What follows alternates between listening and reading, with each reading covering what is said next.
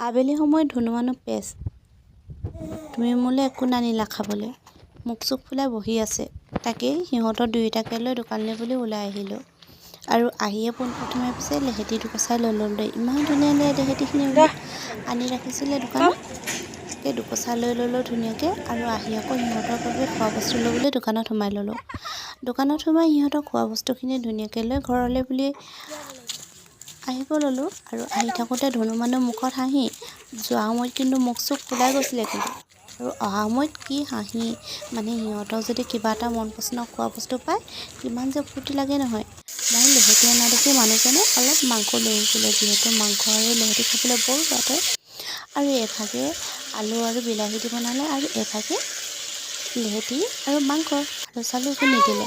মানুহজনে পিছে প্ৰায়ভাগ এনেদৰে বনায় আৰু কেতিয়াবা মোক কামতো অলপ সহায় কৰি দিয়ে ভালো লাগে দিয়কচোন কেতিয়াবা নিজে বনাই খাব